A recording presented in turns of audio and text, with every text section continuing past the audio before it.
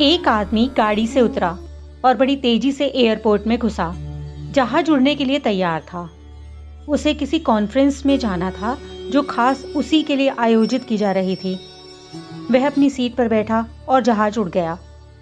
अभी कुछ दूर ही जहाज उड़ा था कि कैप्टन ने ऐलान किया, तूफानी बारिश और बिजली की वजह से जहाज का रेडियो सिस्टम ठीक से काम नहीं कर रहा, इसीलिए हम करीबी एयरपोर्ट पर पहुंचने के लिए मजबूर हैं।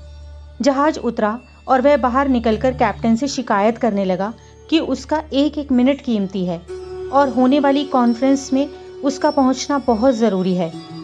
पास खड़े हुए दूसरे मुसाफिर ने उसे पहचान लिया और बोला, डॉक्टर पटनायक, आप जहां पहुंचना चाहते हैं टैक्सी द्वारा यहां से 3 घंटे में पहुंच सकते हैं। उसने शुक्रिया अदा किया और टैक्सी लेकर निकल पड़ा। लेकिन ये क्या, आंधी, तूफान, बिजली, बारिश ने गाड़ी का चलना मुश्किल कर दिया। फिर भी ड्राइवर चलता रहा। अचानक ड्राइवर को एहसास हुआ कि वह रास्ता भटक चुका है। नाउमीदी के उतार चढ़ाव के बीच में उसे एक छोटा सा घर दिखा। इस तूफान में वह गनीमत समझकर गाड़ी से नीचे उतरा और दरवाज़ा खटखटाया। आवाज़ आई, जो कोई भी है अंदर आ जाए, दरवाज़ा खुला है। अंदर एक बुढ़िया आसन बिछाए भगवत गीता पढ़ रही थी। उसने कहा, माँ जी, अगर इजाज़त हो तो मैं आपका फ़ोन इस्तेमाल कर लूँ। बुढ़िया मुस्कुराई और बोली, बेटा, कौन सा फ़ोन? यहाँ ना तो बिजली है ना कोई फ़ोन। लेकिन तुम बैठो, सामने चरणामृत है, पी लो, थकान दूर हो जाएगी और खाने के लिए भी कुछ न कुछ फल मिल जाएगा, खा लो ताकि आगे सफ़र के लिए कुछ शक्ति आ जाए। डॉक्टर ने शुक्रिया अदा किया और चरणामृत पीने लगा। बुढ़िया अपने पाठ में खोई हुई थी कि उसके पास उसकी नज़र पड़ी। एक बच्चा कंबल में लपेटा पड़ा था जिसे बुढ़िया थोड़ी थोड़ी देर में हिला देती थी। बुढ़िया फारिग हुई तो उसने कहा, माँ जी, आपके स्वभाव और एहसान ने मुझ पर जादू कर दिया है। आप मेरे लिए भी दुआ कर दीजिए। यह मौसम साफ हो जाए, मुझे उम्मीद है आपकी दुआएं ज़रूर कबूल होती होंगी। बुढ़िया बोली, नहीं बेटा, ऐसी कोई बात नहीं। तुम मेरे अतिथि हो और अतिथि की सेवा ईश्वर का आदेश है। मैंने तुम्हारे लिए भी दुआ की है। परमात्मा का शुक्र है, उसने मेरी हर दुआ सुनी है।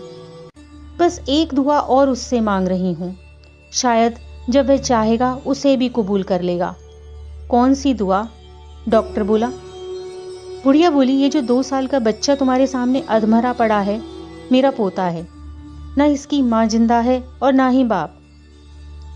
इस बुढ़ापे में इसकी जिम्मेदारी मुझ पर है। डॉक्टर कहते हैं कि इसे कोई खतरनाक रोग है जिसका वो इलाज नहीं कर सकते। कहते हैं कि बस एक ही नामवर डॉक्टर है। क्या नाम बताया था उसका? हाँ, डॉक्टर पटनायक। वह इसका ऑपरेशन कर सकता है। लेकिन मैं बुढ़िया कहाँ उस डॉक्टर तक पहुँच सकती हूँ? लेकर जाऊँ भी तो पता नहीं वह देखने पर राजी होंगे या नहीं।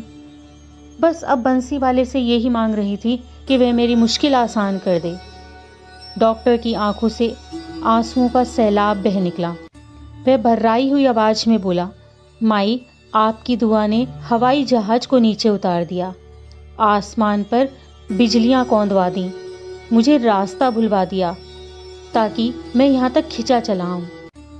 हे भगवान, मुझे यकीन ही नहीं हो रहा है कि ईश्वर एक दुआ कबूल करके अपने भक्तों के लिए इस तरह भी मदद कर सकता है। इसी प्रकार की अन्य व्रत एवं पौराणिक कथा कहानियों के लिए हमारे चैनल को सब्सक्राइब और शेयर करें ताकि आप भी दूसरों तक इन्हें पहुंचाकर धर्म लाभ प्राप्त कर सकें।